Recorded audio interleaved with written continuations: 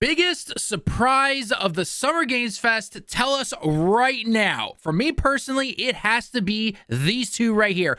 Prince of Persia. What? Haven't seen this in forever. Prince of Persia, The Lost Crown, and can't believe I'm saying this, actual gameplay of Final Fantasy Rebirth, or Remake Part 2 if that's how you want to remember it. Like seriously, if you had told me that Square Enix would show off gameplay from Rebirth at Summer's Game Fest,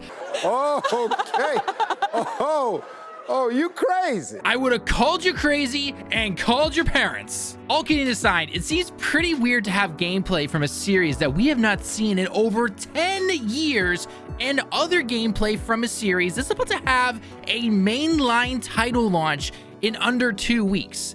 I don't know if this is like 4D chess here from Square Enix trying to both boost Final Fantasy 16 and Rebirth at the same time, or someone has infiltrated the company and they have just taken over and they're like, you know what, we're going to show stuff off that people actually want to see. Hey, I'm not complaining. It looks awesome, but we're going to talk about that in a minute. What up, my fellow nerds? Tallen here with 59 Direct, and subscribe to the channel if you enjoy console gaming, PC gaming, news, reviews, and more. If you enjoy the video, a like and a comment would be greatly appreciated to help us with the almighty powerful algorithm.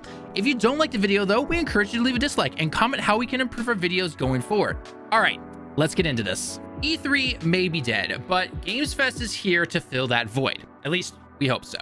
Over this next week, we're going to be seeing a ton of gaming news, from everything that we saw in the opening introductions to Xbox and their Starfield showcase and Ubisoft and many more. So it's definitely going to be interesting to see what is announced. A lot of it we're kind of expecting already due to the fact that with COVID, when it happened and everything, a lot of things were pushed back. So we needed that kind of stuff to, take a while, and it's going to come out this year, hopefully, and everything. So it's kind of a mix of seeing what we're finally going to get when we were expecting to get it a couple of years ago to last year, and also seeing what kind of new stuff. We already kind of unfortunately saw the sad thing that was the Sony showcase. So hopefully Xbox can come out swinging this year. Maybe even Ubisoft has a couple of good ones. But the thing with Ubisoft, especially, I don't want to drag on too long about this, is the fact that we've seen the Prince of Persia trailer now, which we're going to be talking about here in a minute. And we've also seen the Assassin's Creed trailer from the Sony showcase. So it's like, what else do you have? I know they have their first-person shooter live service game that's supposed to be competing with COD and everything like that. So maybe they're going to show more of that off, because the closed beta that they had apparently did really well. A lot of people said, you know what? Overall, looking pretty good so far. So we'll have to wait and see what's going to happen there. But anyway, keep an eye out for that. We're definitely going to have a breakdown of the Xbox showcase. We don't want to go over every day-to-day stuff, just simply because that's just so much news to go through. And there actually wasn't too much announced today, / kind of a rehash of what was covered yesterday and everything like that. So Xbox will be the next big thing. So keep an eye out and make sure you sub to the channel if you want to hear more about all that stuff that's dropped right there. Because again, we have Starfield, but what else are we going to have? Are we finally going to see Fable? We going to finally see all those other games? Only time is going to tell. All right, first game I want to talk about right now, though, is Prince of Persia, The Lost Crown. Now, it's absolutely just mind-blowing that we actually got to see this game, because it's not so much that it is a side-scroller kind of game that takes place in a universe that we haven't seen in a while. It's the fact that we haven't seen it in a while. Are you Prince of Persia? The last time we heard anything about this line of games was that we're supposed to get in this remake of the Sands of Time that has basically been stuck in development hell for over 10 years, 15 years, maybe 20 years. I have no idea already. It's 2023 for crying out loud. And the last Prince of Persia game I think I played was that, it's not really a remake, but it was kind of like a remodel almost of that old, it's kind of like the pastel colors and everything like that. It'll have like a watercolor feel to it and everything, which I absolutely love. It was back in like the PS3 and Xbox 360 days. I think it came out in 2008. So it's been over 10 years. So we'll call that 15 years-ish, give or take, by the time we finally get to see this one. And because it's supposed to release in January 24th, I believe, January 2024, basically, right? So we still got a ways to go, which is great. They're giving it tons of time, iron out some bugs, give more content, all that fun stuff. So, but the fact that we haven't heard anything, because, Ubisoft keeps saying like, oh no, don't worry, Sands of Time, it's still coming, it's still coming. Really?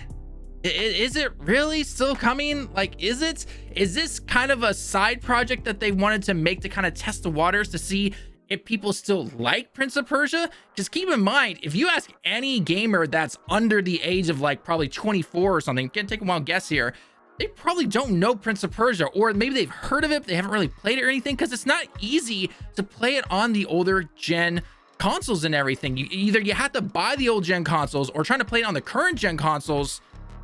Not exactly easy there. So it'll be interesting to see what happens when this game releases. I mean, the gameplay looks really fun. It kind of did what a couple of those old Assassin's Creed games did in between. I believe it was like Assassin's Creed 2 and 3, or maybe it was after 3. There are a couple of side scrollers games. I think it was like Assassin's Creed China, if I remember correctly, where it was more of a 2D style, but it still had the name attached to it. You still had some stealth elements to it and everything like that.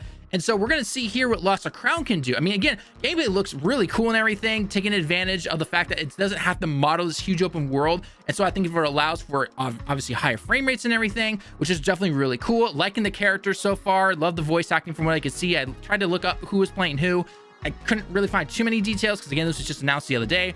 But regardless, it looks like it's a lot of fun, and I can't wait to test it out. I'm really hoping maybe we get a demo. I doubt we're going to. I highly, highly doubt it. Just simply because generally these games tend to be on the shorter end. So maybe if this is like a $60 game, though, maybe we could see a demo. Not sure. I'm hoping. I am praying right now. I'm fingers crossed and everything right now. Have this at Tokyo Game Show. I'm going to Tokyo Game Show Thursday and Friday when press can go and all that kind of stuff. And I'm really, really hoping it is there. Please make it happen. I think it'd be a smart move, introduce it to other aspects of the world and everything. I know Tokyo Game Show is usually a big place for JRPGs and other things like that from like Sega, but this would be a really cool place to have Ubisoft bring it to Tokyo Game Show. Bring it to Gamescom, because actually I think Sony just said that they're not coming to Gamescom this year. So this would be a cool chance for Ubisoft to kind of steal that part of that spotlight that we know Xbox is obviously going to hold over. I don't know if Nintendo will be there. Maybe they are, or they're generally just going to have one of their directs and everything.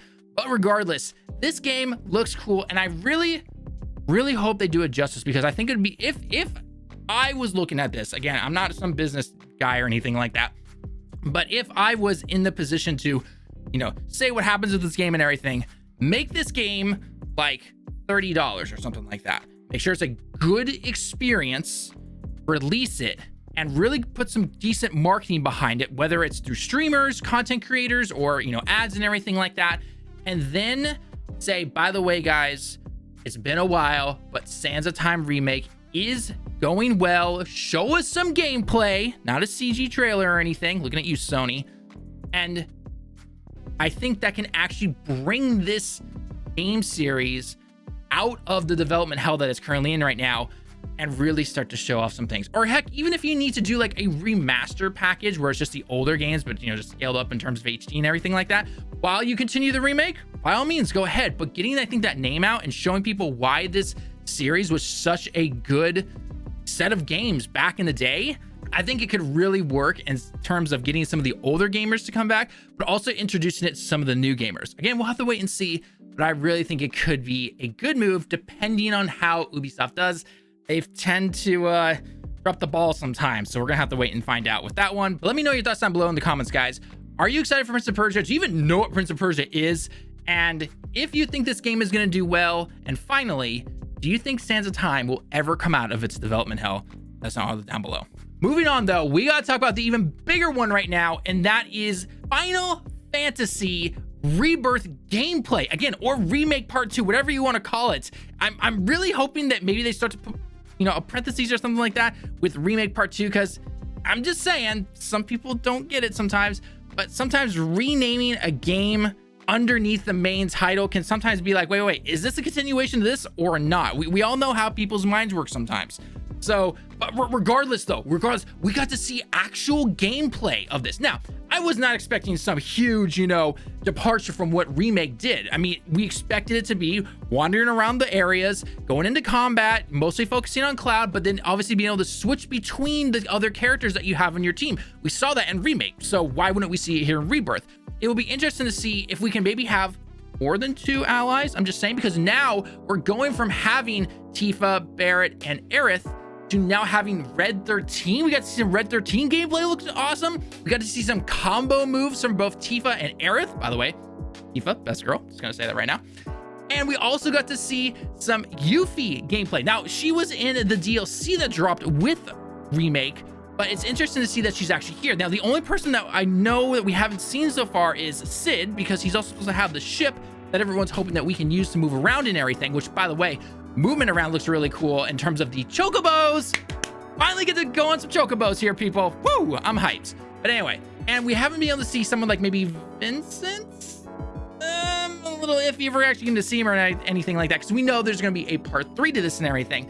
But I am curious though, because before we get into the gameplay real quick, one thing that they've noted, because they did some like teases and some questions and everything that you saw on social media and everything, was that no, you don't need to have played the first game, aka the remake, when going into this game, even though they're combined. And it's like, when I say combined, I mean they're continuation. One's a continuation of the other one. This is supposed to be Final Fantasy VII, and we've gotten 1/3 of the game basically, and we still have the other 2 sections. So don't you kind of need to have played the first one at least to understand bits of it? I mean, granted, they're probably going to do what any other game would do. They're going to have a quick little retail trailer saying like, hey, by the way, Cloud did this, met these people, did this, fought Sephiroth, and now fate is all over the place because, I mean, I guess spoilers if you haven't played the first game.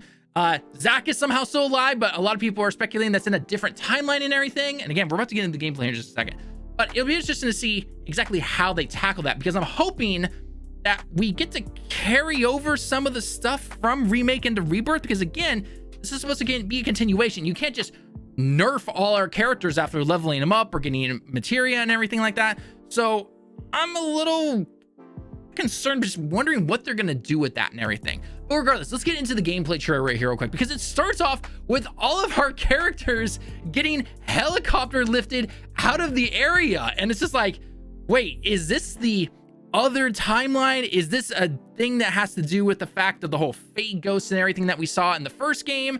What is going on here? Because I'm not even gonna try and speculate and be like, oh yeah, no, this means 100% this. It's just like, are you sure? Because again, we know we're dealing with Nomura. We know we've got time travel here. We got different timelines and all that stuff. It's gonna piss some people off, and hopefully, I'm hoping it doesn't make it too confusing, because then right after that, we go into the Chocobo gameplay, which, you know, we got to see the, you know, running on the Chocobos, which I'm all for and everything. But then we get to see some of Tifa's lines saying like, what has Cloud been doing in the past 12 years? Now, we know if you've played the original Final Fantasy VII, we know Tifa starts to question this more and more as we continue on through the game, wondering, some of our memories are not lining up, my memories compared to what Cloud's saying and everything, when in reality, we all know that Cloud's just taking on the persona of Zack, which we don't really find out until we see Crisis Core and everything like that, which, by the way, Crisis Remake, by the way, play it if you haven't already. It actually might help you play Crisis Remake, then play Final Fantasy VII Remake.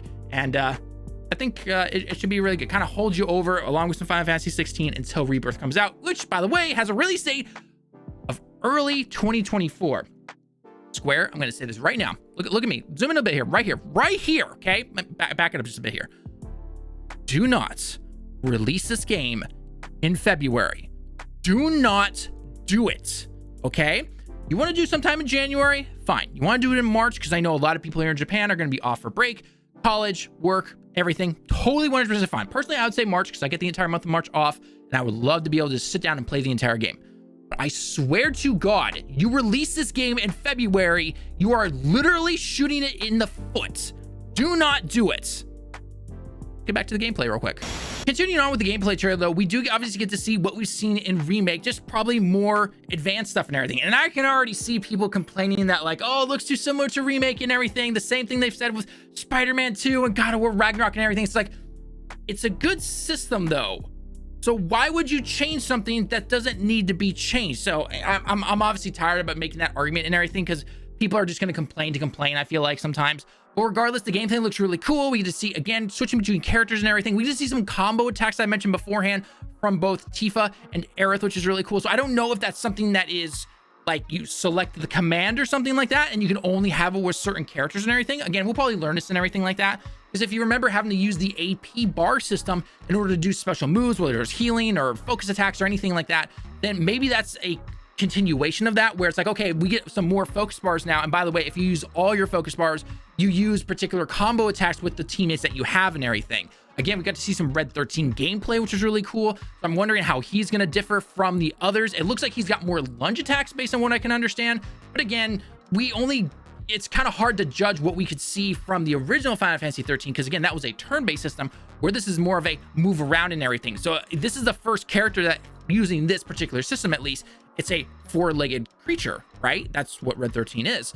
So it'd be interesting to see how he controls compared to the others. Is he going to have more fast movement speed and everything like that? Because you could move around a little bit with the other characters when you switch between them and everything. And obviously, one major thing to do was like if your main character is getting attacked, but you don't have any AP or magic or anything like that, you could really switch over to another character and then they can attack to distract him and everything until, you know, you get your system going and everything. But will Red 13 be able to maybe take advantage of that a little bit more, where he can run circles around the enemies and get out of the range of the attacks and everything? Hard to say. It'll be really interesting. But again, we're also wondering if we're going to be able to see Sid or if we're going to see Vincent potentially. Not really sure. Are we going to have the ship to move around and everything? I know they don't want to show too much off or anything like that, because this game it's going to be long. It's 100% going to be long. And again, we don't even know if we're going to have Zack gameplay or anything, because, well, whether it's based on the fact of the secret, I don't know if I called it secret ending, but just the ending of Remake originally, or just, again, the whole Nomura thing with the ghosts and the time travel and all that, blah, blah, blah. You get the idea, right? Regardless, it'll be interesting to see what happens there. And I'm super hyped. But you know what actually it has done for me personally? I was already going to be getting Final Fantasy 16. We're going to be reviewing it here. Make sure you sub to the channel if you want to know everything Final Fantasy 16. We've been playing it day one, streaming it, shorts, the whole 9 yards. But the fact that they dropped this with 2 weeks to go before Final Fantasy 16 releases, I'm wondering if they're doing that to kind of remind people that, hey, Final Fantasy is still around. Because we saw the state of play with the Final Fantasy 16 stuff, and it's been going strong so far. But then they kind of showed it off the showcase for PlayStation. It's kind of like, okay, we already knew about this. Why are you showing this off? But then we get Rebirth and everything. So I'm wondering if they're trying to do like a combo marketing strategy here, where they show off Final Fantasy Rebirth, gets people excited to try out Final Fantasy 16, because Rebirth and Remake are big departures from the original Final Fantasy 7, whereas 16 is a major departure from just Final Fantasy in general. It's an action RPG, and we know that. I mean, based on the combat director being from the old Devil May Cry games and everything like that. So, you know, again, 4D chess, who knows? But regardless, I'm super hyped for both of these games, and it's great that we get to see Final Fantasy 16 going to have its spotlight here in June, right after the Summer's Game Fest and everything. And then hopefully, better not do February, we're going to see it in early 2024. Again, early 2024 could be anywhere from January until around March, April-ish, give or take. I'm going to guess between either March or January if I had to take a wild guess here. I don't think April. April doesn't make too much sense, especially where Final Fantasy originates here in Japan. We'll have to wait and see though. So anyway, guys, I could keep talking more and more about this if I wanted to, but regardless, I want to know your personal thoughts down in the comments. When it comes to Prince of Persia, I had all my questions beforehand when we talked about it there, but Final Fantasy 7 Rebirth, how do you think the story is going to go? You know, again, if you haven't played the first game, go play it. You can get it on PlayStation Plus, I believe, for free now if you've signed up for that and everything. Or you can usually find it on sale. You can get it on the Epic Games Store. You can get it on Steam. I don't know how well the PC ports exactly are right now. I know they had some problems when they initially launched, but you can also obviously get it on PS4 and PS5. But regardless, listen to your thoughts on the story, the gameplay, and just what you're expecting from Rebirth. And it should be interesting. So anyway, again, if you haven't already, make sure you like the video and leave a comment down below. If you enjoyed the video though, subscribe to the channel so you can keep up to date on everything gaming, news, reviews, and more. And if you even want to, we have extra stuff. You can check out our TikTok, check out our extra shorts and everything. We got some fun stuff over there as always. And catch us live if you happen to catch us live sometimes. So anyway, I've been Tallen with 59 Direct. Thank you so much for everyone that joined us. And until next time, everyone, see you all in the next one. Johnny.